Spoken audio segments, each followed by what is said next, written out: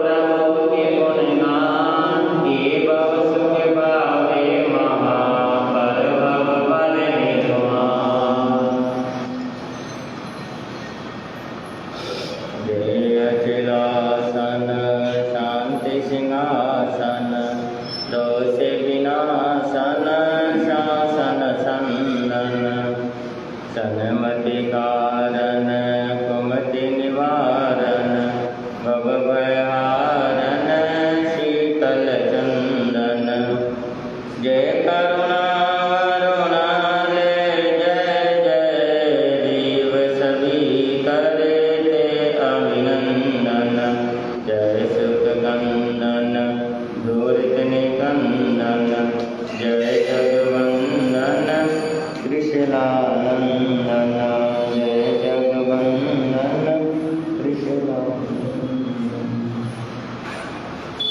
है समय नदी के धार के जिसमें सब बह जाया करते हैं, है समय बड़ा तूफान प्रबल पर्वत झुक जाया करते हैं, अक्सर दुनिया के लोग समय में चक्कर खाया करते हैं, लेकिन कुछ ऐसे होते जो इतिहास बनाया करते हैं।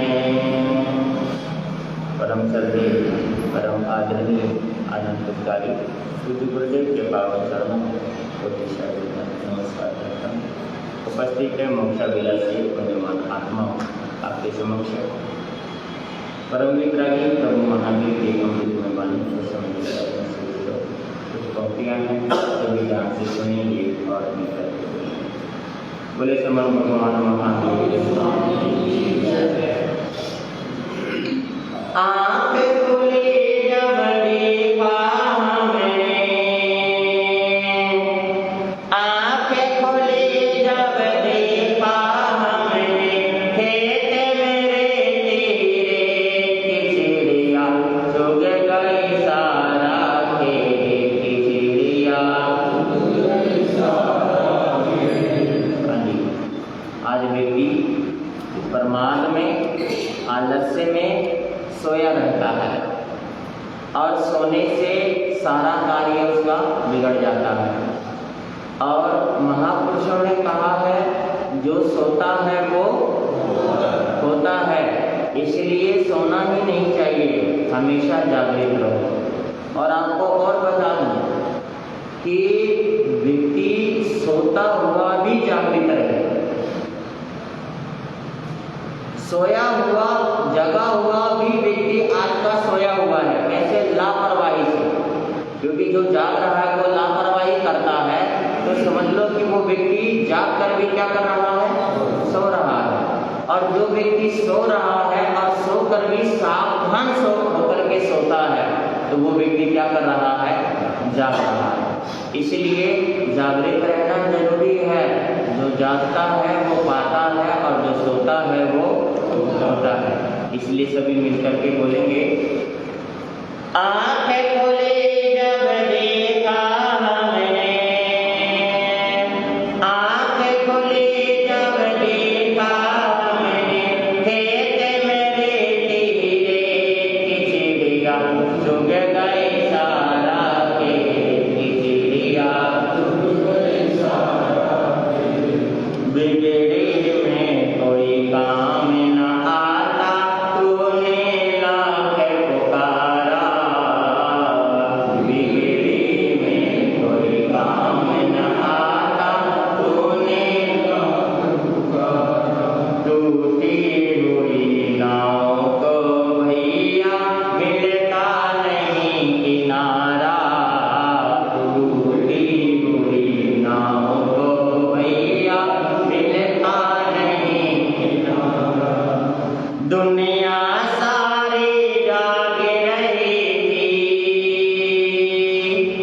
दुनिया सारी जाग रही थी, तो क्यों पड़ा अचेत दुनिया की चिड़िया चुग गई सारा खेत की चिड़िया।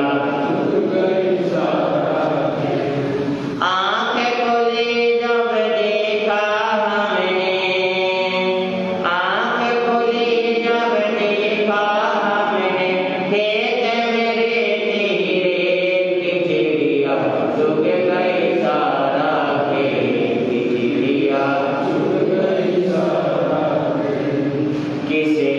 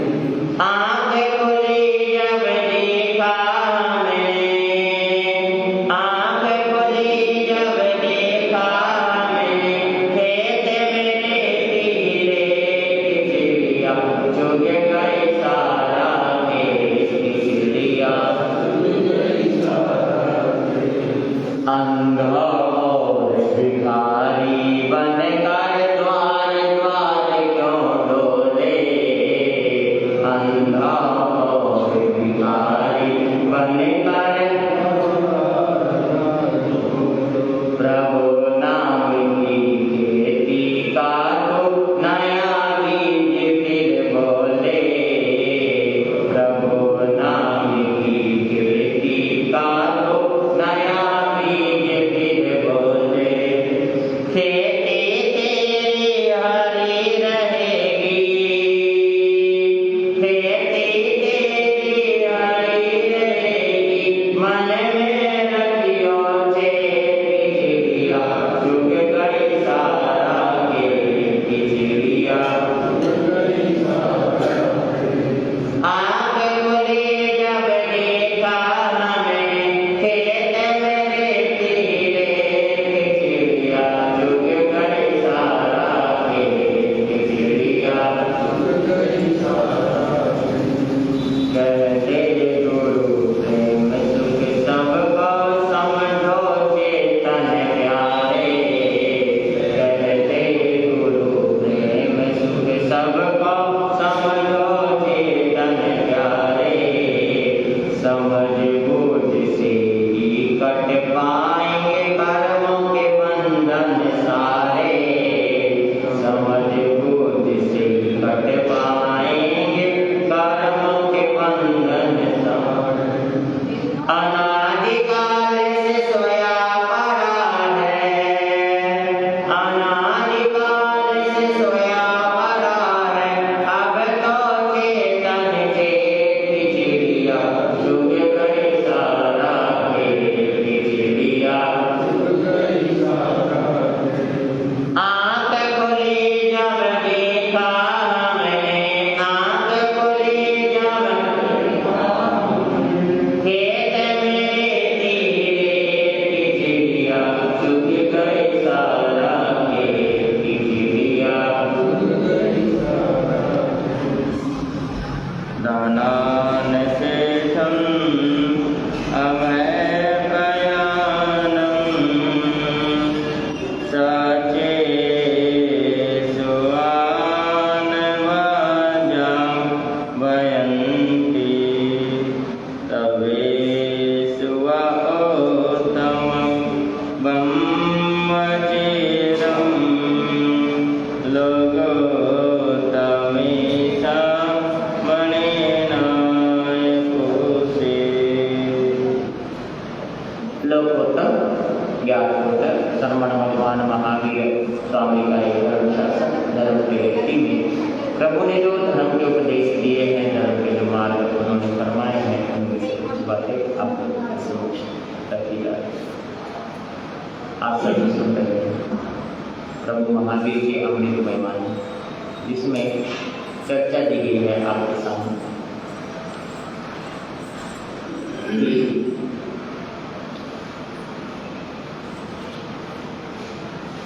इस संसार में जन्म मरण को घटाना है, संसार को सीमित करना है। संसार को सीमित करने के लिए हमें कषायों को कम करना है, और कषाय के 4 भेद हैं: क्रोध, मान, माया और लोभ।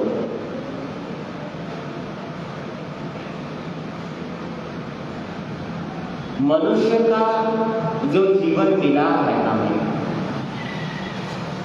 वो मनुष्य का जीवन हम सबको इसलिए मिला है कि इस मनुष्य जीवन में रह करके हम अपने जीवन को संवार सके, हम अपने जीवन को सुंदर बना सके, और 4,84 लाख जीवा योनि है, उन योनियों में भटक भटक करके आए हैं, तब जाकर के हमारे को मनुष्य का क्या मिला है, ये जीवन मिला है। और अगर इस जीवन में भी हम अगर भटकेंगे, अगर हम मतलब अपने जीवन को समझ नहीं पाएंगे, तो फिर से वो 4,84 लाख जीवा योनि में भटकने का सिलसिला क्या हो जाएगा, प्रारंभ हो जाएगा। फिर से शुरू हो जाएगा। इसीलिए आपके सामने बात रखी जा रही है, क्रोध को क्या कर लो, यानी शांत रखो। शांत, सिर्फ शांत, खत्म नहीं होगा क्रोध, कभी खत्म नहीं होगा। क्रोध को तो सिर्फ क्या किया जा सकता है, शांत किया।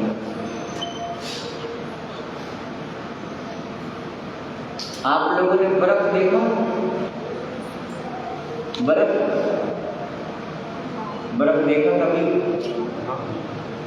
बर्फ को छुओ तो कैसा होता है, यानी ठंडा होता है।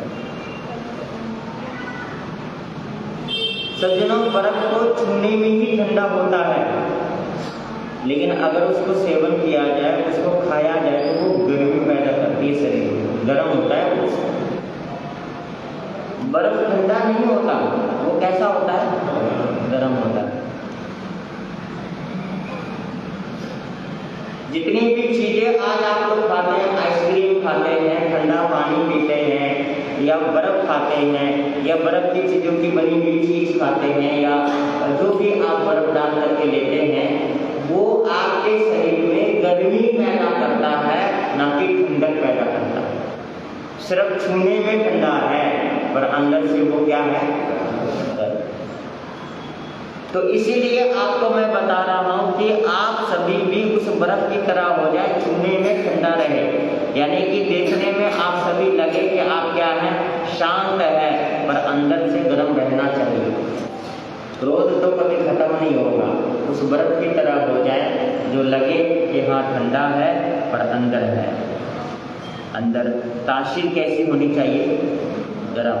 अगर आपकी तासीर भी ठंडी होगी तो फिर आप खुद ही ठंडे हो जाएंगे।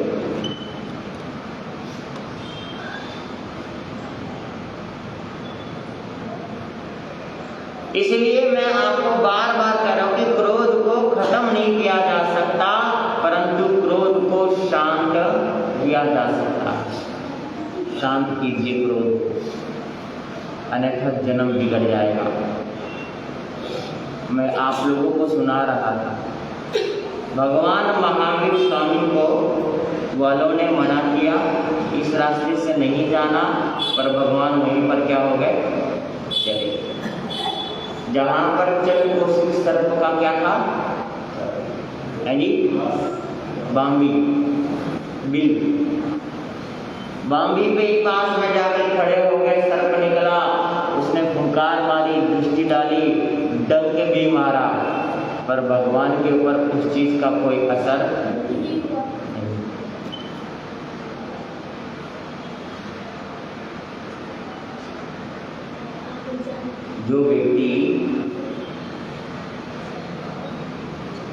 जो व्यक्ति मौत से डरता है, उसी व्यक्ति को हर चीज से क्या लगता है, डर लगता है।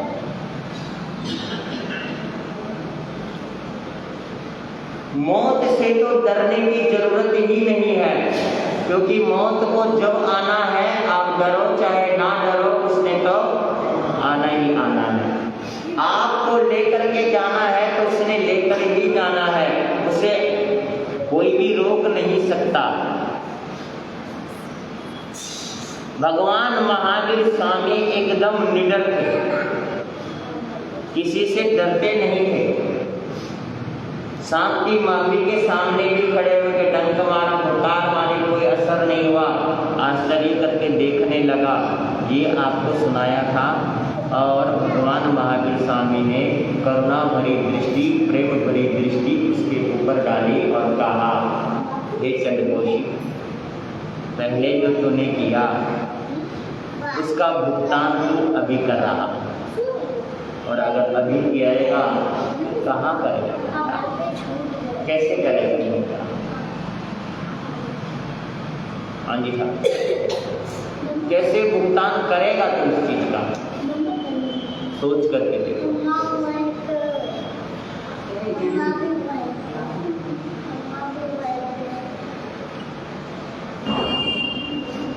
अब वो चंडकोशिक चिंतन करने लगा और चिंतन करते करते पिछले जन्म से भी पिछले जन्म में चला गया, उसको सब कुछ याद आ गया कि ये जो महापुरुष है जो मुझे कह रहे हैं कि पहले जो तूने किया जन्म बिगाड़ लिया, अब करेगा तो अब भी जन्म तेरा बिगड़ जाएगा। तो उसको याद आ गया कि मैंने क्या किया।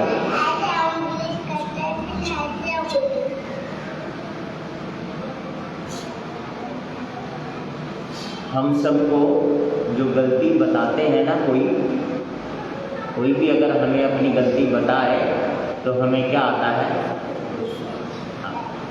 गलती नहीं मानते हैं कि हाँ मैंने गलती की है। गलती बताने वाले के ऊपर भी हम गुस्सा करते हैं। चंद्रकोश याद किया, उसने क्या याद किया मैं वो आपको सुनाता हूँ कि चंद्रकोश पिछले जन्म में, पिछले से पिछले जन्म में एक साधु था। क्या था? साधु। और उनका एक चेला, दोनों कहीं जा रहे थे।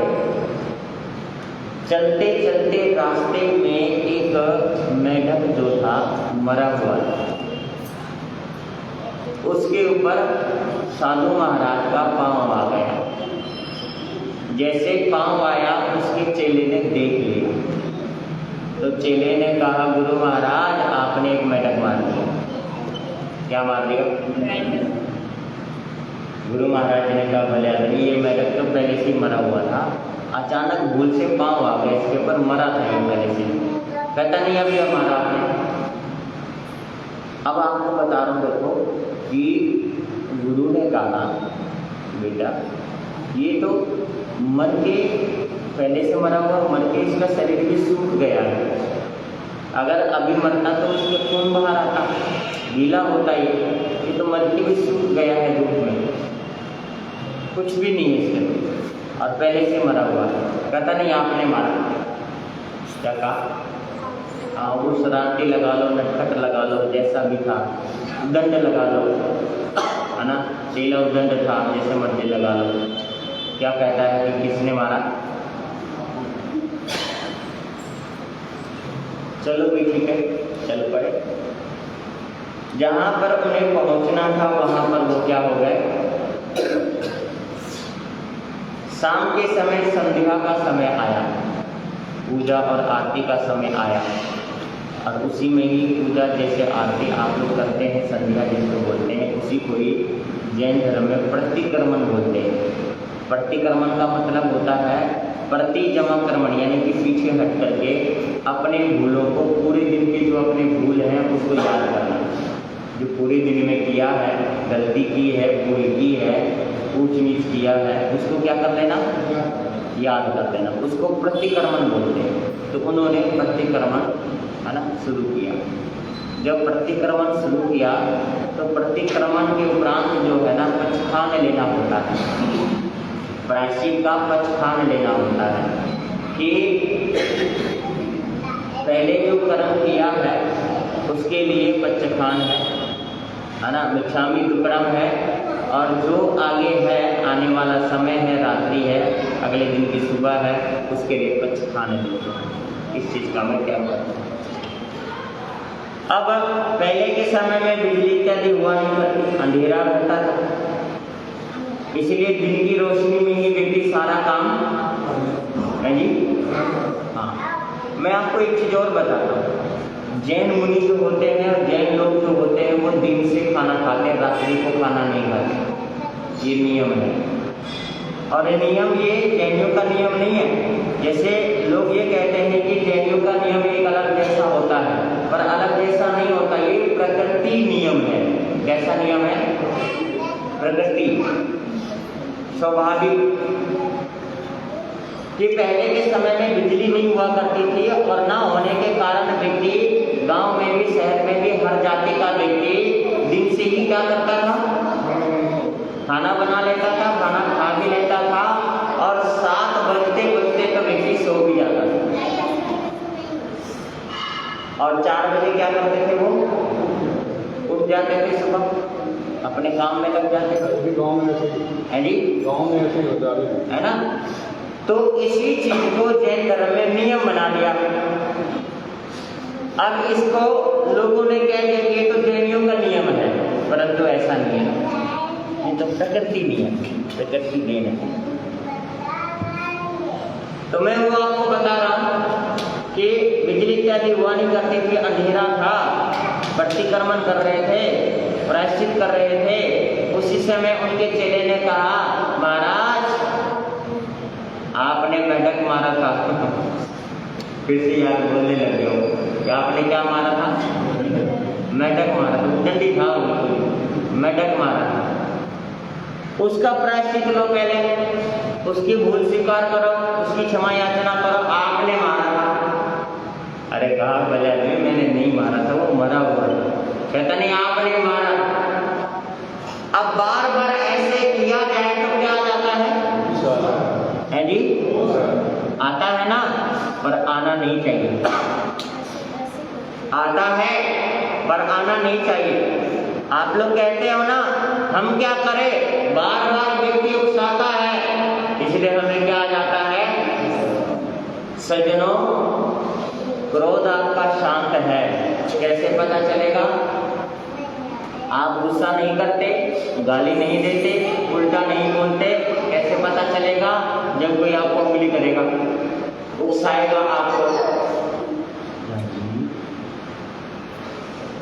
आपको उकसाएगा, और फिर भी आप शांत रहे, फिर भी आपको क्रोध ना आए, तो पता चलेगा कि हाँ आपको क्या नहीं आता, क्रोध नहीं। अब वो चेला बोल रहा है कि आपने मारा, तो कहते नहीं मारा, कहते आपने मारा। प्रायश्चित लो, भूल स्वीकार करो, क्षमा मांगो कि आपने मेढक मारा। तो उनके पास सोटा पड़ा हुआ था, ऐसा ये उठा लिया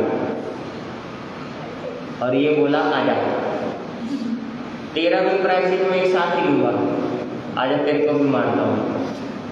अब वो नटखट था, वो भागा। क्या हुआ? भागा। ध्यान देना आप सभी, भागा। अब चेला जो था वो अज्ञानी था, अगर ज्ञानी होता तो ऐसा बोलता ही नहीं। सज्जनों, ज्ञानी होगा तो बोलेगा नहीं, और अज्ञानी क्या करेगा? बोलेगा। तो ज्ञानी होगा तो बोलेगा नहीं, और अज्ञानी से उलझना नहीं चाहिए। समझ रहे हो? अज्ञानी है तभी तो बोल रहे हैं ना, और अज्ञानी से क्या नहीं करना चाहिए? उलझना ही नहीं चाहिए, क्योंकि ज्ञानी होता तो ऐसा करता ही नहीं, और अज्ञानी है इसलिए ऐसा कर रहा है, और इसीलिए अज्ञानी से हम उलझ नहीं सकते। आप अगर ज्ञानी हो, आप समझदार हो, तो अज्ञानी से उलझने की क्या जरूरत है? पर उन्होंने क्या करा, उनको बहुत क्रोध आया, इस बात के ऊपर क्रोध आया। क्रोध आके अपना सोटा उठाया और भाग पड़ा, दौड़ने लगे। चेला भागा, अंधेरा था, वो बच के निकल गया। अब अंधेरा था तो भाई एक पिलर लगा लो, मोटा सा खंबा था वहाँ पर, अंधेरे में दिखा नहीं। क्या नहीं हुआ? दिखा नहीं। तो जो गुरु थे, साधु थे, उनका माथा उससे क्या हो गया? क्रोध में माथा क्या हो गया? टकरा गया। अब टकराने से माथा बिल्कुल पूरा तरीके से फूट गया और झन्ना गया, कुछ नहीं दिख रहा था, इतनी जोर का लगा, इतनी जोर का लगा, वो वहीं पर ही प्राण उनके क्या हो गए? उड़ गए। आपको मालूम है ना, अंतमति सो गति, है ना।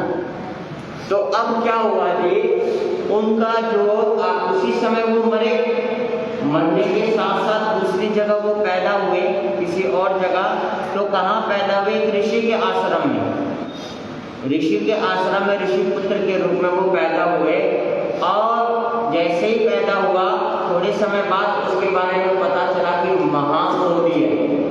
क्रोध में पैदा हुआ था, क्रोध लेकर के पैदा हुआ, महाक्रोधी हो गया। तो महाक्रोधी होने के कारण उसका नाम ही रख दिया चंद्रकोश। क्या नाम रख दिया? चंद्रकोश। कौशिक ऋषि के आश्रम में पैदा हुए थे वो। और नाम ही पड़ गया उसका क्या, चंड। उस आश्रम का एक बगीचा था उस पर।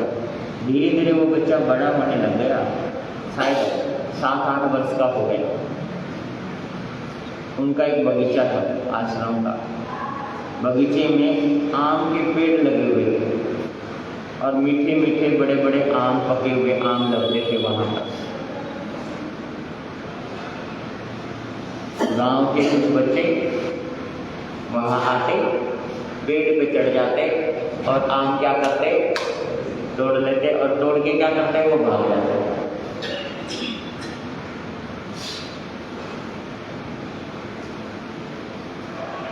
अब आप देखो, मैं आपको बता दूं, कुछ बच्चे आम तोड़ने के लिए आए, पेड़ पे चढ़ के आम तोड़ने लगे। तो वो जो चटकोश बालक था, 7-8 वर्ष का हो गया, महाक्रोधी था। सब उससे दुखी थे, माँ भी, बाप भी, सब क्या थे उससे दुखी।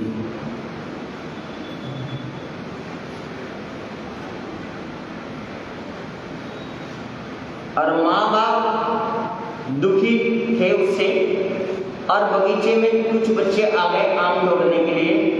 उसने क्या करा, कुल्हाड़ा उठा लिया और क्रोध में उसके मारने के लिए क्या हो गया, उन बच्चों को दौड़ा कि भाई ठहरो, मैं तुम्हें देखता हूँ, तुम मेरे बगीचे का आम क्या कर रहे हो, तोड़ रहे हो। वो दौड़ा, क्रोध में दौड़ा, कुल्हाड़ा लेकर। जैसे ही दौड़ा, अब दौड़ते समय उसको ये दिखाई दिया कि आगे चल के थोड़ा सा क्या गड्ढा है, थोड़ा सा गड्ढा था। अब जैसे तेजी से दौड़ा, अब देख तो कहाँ रहा था, वो बच्चों को देख रहा था, आम तोड़ने वाले को देख रहा था, और दौड़ता रहा, नीचे उसको दिखाई नहीं दिया, गड्ढे में गिर गया। गड्ढे में गिरने से उसके हाथ का कुल्हाड़ा जो था ना, उसकी ही छाती में धंस गया।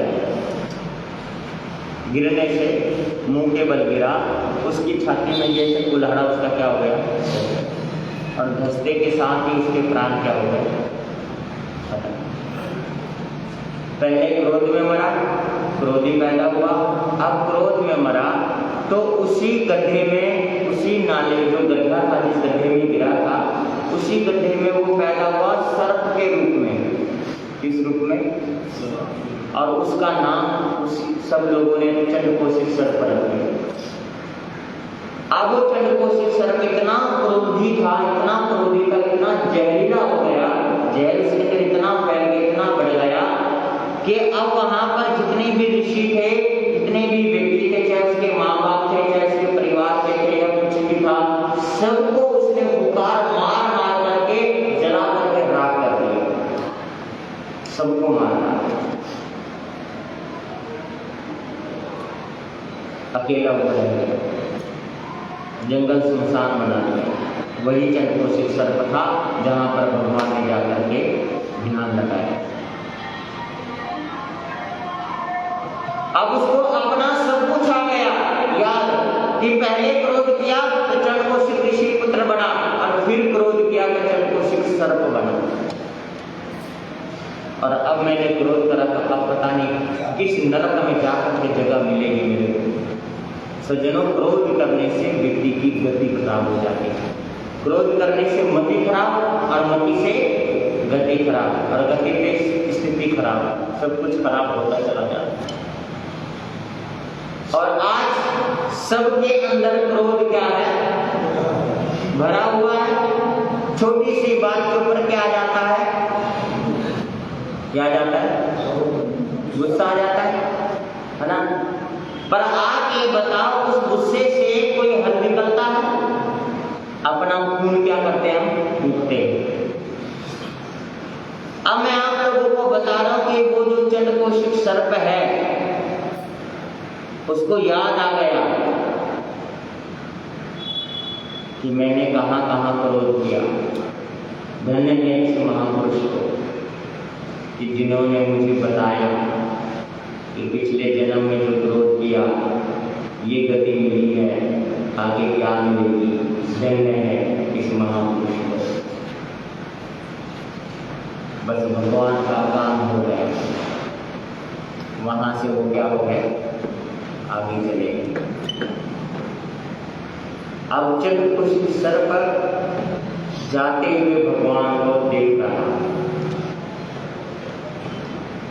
इधर जब कोशिश सर्प ने अपने मन में सोचा, मैं किसी को देखता हूँ तो जल के राख हो जाता है, फूंकार मारता हूँ तब भी, मेरी सांसों में भी जहर है, मेरी दृष्टि में भी जहर है, मेरे डंक में भी क्या है, जहर, जहर भरा है।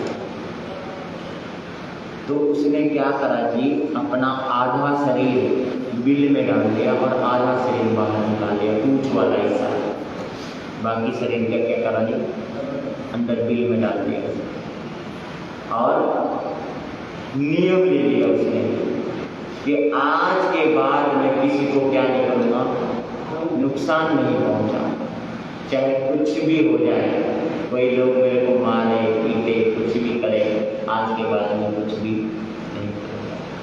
और मैं आपको बताने जाता हूँ, चल वो शिक्षक मुंह करके अंदर घुस गए, आधा शरीर उसका बाहर था।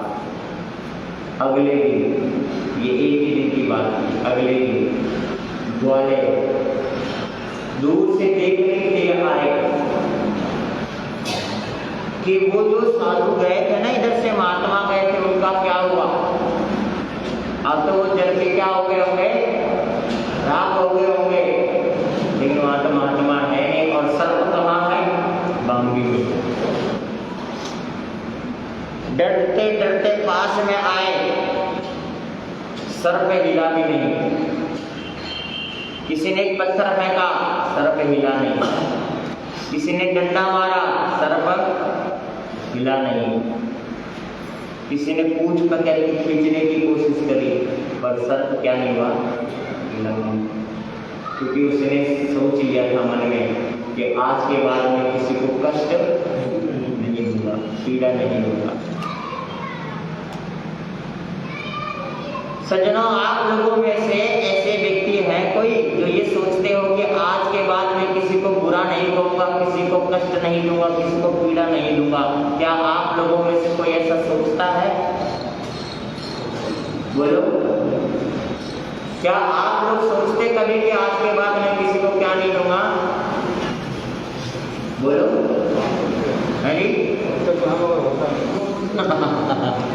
क्योंकि सोचते तो है पर होता नहीं है। पर होना तो चाहिए ना। लेकिन चंडकोशिक सर्प को देखो, डंडा मारा गया, पत्थर मारा गया, उसे हिलाया गया और हिला नहीं वो। अब लोगों के मन में विचार आया कि ये तो सर्प शरीफ हो गया। क्या हो गया? जी, शरीफ हो गया। अब सोचने लगा, विचार करने लगा। सारे ग्वालों ने सोचा, ओहो, ये तो देवता हो गया। क्या हो गया? देवता। उसके लिए दूध लेकर के आए। किसके लिए? सर्प। मिठाई लेकर के आए। अब देखा देखी तो लोग आ जाते बहुत सारे। देखा देखी लोग सारे के सारे, कोई दूध चढ़ा रहा है, कोई मिठाई चढ़ा रहा है, कोई फल फूल चढ़ा रहा है, चढ़ाते हैं। और कोई उसके शरीर पर ही दूध डाल देते मीठा, कोई मिठाई पूरा करके उसके शरीर पर डाल देते। अब मैं बता रहा हूँ कि हुआ क्या, ध्यान देना आप सभी। यहीं तक सीमित नहीं रहा जिंदगी इसकी।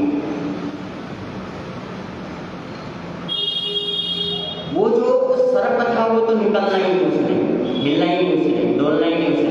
ये नियम ले लिया उसने। दूध और मिठाई की आकर्षण से, सुगंध से वहां पर बहुत सारे चींटी और मकोड़े इकट्ठे। जंगल तो जंगल। अब कहीं पर आप लोग आटा डालते हो तो बहुत सारी चींटियां मकोड़े नहीं आ जाते वहां पर आ गए। अब चींटी मकोड़े वहां पर दूध पीने लगे, मिठाई खाने लगे। उस सर्प के शरीर पर लाल लाल चींटियां देखी कभी आपने? अगर वो काट ले तो वो बुला ले, छोटी सी लाल रंग की चींटियां बहुत सारी उसके शरीर पर क्या हो गए, चढ़ गए। और उसके ऊपर मीठा गिरा हुआ था, मीठे के साथ साथ उसके शरीर को भी काटने लगे। क्या करने लगे? एक साथ हजारों चींटियां अगर काटे तो कैसा लगेगा? बोलो बोलो ना, आप लोग बोलो। आप लोगों को एक साथ एक ही बाजू पर 1000 चींटी अगर चढ़ करके काटे तो कैसा लगेगा? अब काटने लगे चींटियां, काट काट करके उसको खाने लगे, पर सर्प हिला नहीं हुआ। क्या नहीं हुआ? हिला नहीं, डोला नहीं, उसको गुस्सा नहीं आया।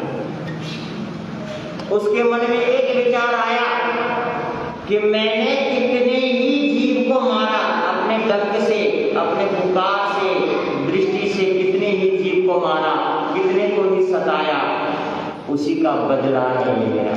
क्या है? बदला। और बदला तो उतारना पड़ेगा, इसलिए वो शांत रहा। क्या रहा? शांत। चींटी मकोड़े उसको काटते रहे, नोचते रहे, और सज्जनों के इतिहास में लिखा है नोच नोच करके उसका पूरे शरीर का मांस खा गए, हड्डियां नजर आने लगी, सांप की हड्डियां नजर आने, कांटे नजर आने लगे। फिर भी चींटी मकोड़े उसके पर, लेकिन सर्प ने अपना शरीर क्या किया? हिलाया नहीं। सोचो अभी क्या है। सत्संग सुनने से एक सर्प की जिंदगी बदल गई। और हम लोग इतने सत्संग सुनते हैं, हमारी जिंदगी जरा सा भी क्या नहीं होती? बदलती नहीं। कारण कि सर्प ने प्रभु की बातों को अपने जीवन में क्या करा? उतार लिया। और हम अपने जीवन में क्या नहीं कर पाते? उतार नहीं पाते। ये तो सर्प ने सहन शक्ति लेकर के आया, सहता रहा, हर दर्द को सहा, हर कष्ट को सहा, और अपना मुंह धरती के अंदर ही कटाए रखा कि बाहर निकालूंगा, सांस भी लूंगा तो भी जीव मर जाएंगे, और मैं अब किसी भी जीव की क्या नहीं करूंगा? हत्या नहीं करूंगा। अब समझ में आ गया था उस सर्प को कि दूसरों का दर्द क्या हो। बस धीरे धीरे उसका शरीर निढाल हो गया, धीरे धीरे सांसें भी कम होने लगी। एक दिन ऐसा आया उसके प्राण पखेरु क्या हो गए? उड़ गए। और उड़ने के बाद उसकी गति ऐसी हुई, वो सीधा स्वर्ग में गया। सोच करके जानवर है वो, क्या है वो? जीव है वो, धरती पर रहने वाला जीव है। उसका जीवन भी प्रभु की बातों से क्या हो गया? संवर गया, सुधर गया। लेकिन उसने अपनी भूल स्वीकार करी कि मैं क्रोधी था। लेकिन हम लोग भूल स्वीकार नहीं करते कि हम क्रोधी हैं। सज्जनों, हम 27 दिन तक तीनों टाइम भोजन करें। कितने? तीनों समय, सुबह, दोपहर को, शाम को। कितने दिन? 27 दिन। नीति शास्त्र में लिखा है 27 दिन जब भोजन करते हैं तो 7 या 8 बूंद खून बनता है। कितने दिन में? 27 दिन में कितने बूंद खून? 7 या 8 बूंद खून बनता है 27 दिन के अंदर। और एक क्षण का किया गया क्रोध, कितने क्षण का? एक क्षण किसे कहते हैं? बहुत छोटा होता है, सेकंड से भी छोटा होता है क्षण। एक क्षण में किया गया क्रोध वो 8 बूंद खून को जला करके राख कर देगा।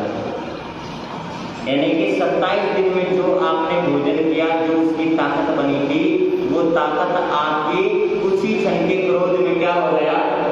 नष्ट हो गया।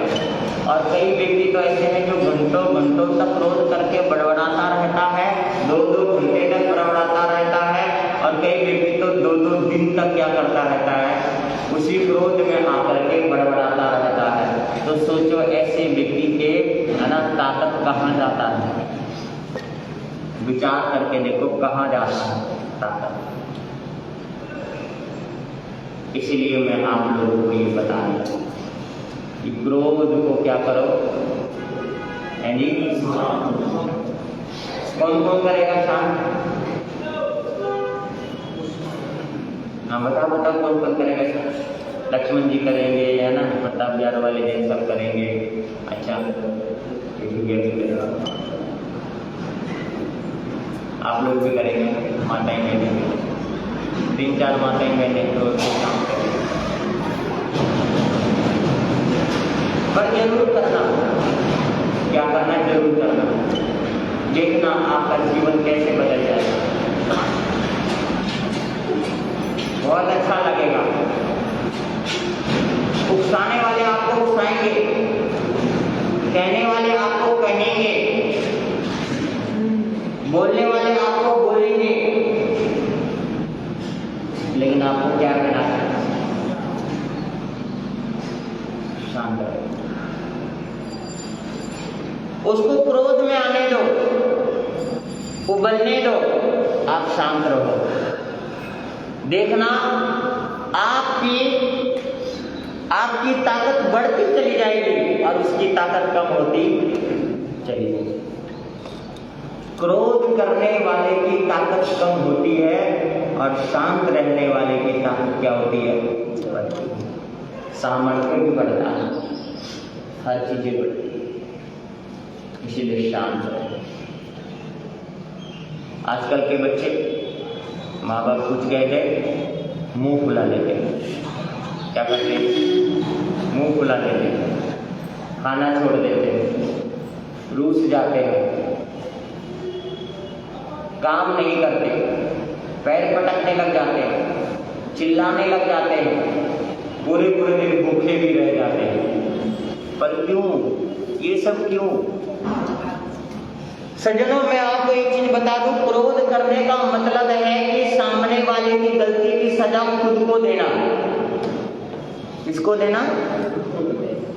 गलती किसने करी है, गलत किसने बोला, तो सजा अपने आप को क्यों दिया जा रहा है? गलती उसने करी, गलत उसने बोला, क्रोध उसने किया, गाली उसने दी, और क्रोध आप कर रहे हो। क्रोध करने से सजा किसको मिल रही है? खुद को। इसलिए दूसरों की गलती की सजा खुद को ना दो, उन्हीं को सजा भुगतने दो, उन्हीं को। पता है महात्मा बुद्ध, उसको एक युवक ने चिढ़ के गालियां दी, माँ की, बहन की, भाई की, जितनी भी गालियां होती सारी दी। महात्मा जी चुपचाप खड़े रहे, प्रसन्न रहे। तो उस युवक कहने लगा, मैं तुम्हें गाली दे रहा हूं, तुम बड़े प्रसन्न हो रहे हो, तुम्हें क्या गाली अच्छी लगती है? कहा, अच्छी और बुरी का तो कोई सवाल नहीं उठाएगा। कहता क्यों? कहते एक बात सुनो, अगर किसी के पास कोई सामान हो और वो सामान कोई देना चाहे और तुम ना लो, तो वो सामान किसके पास रहेगा? बोलो, है जी? है जी? जिसका था उसके पास रहेगा, जिसका था उसी के पास रहेगा, है ना?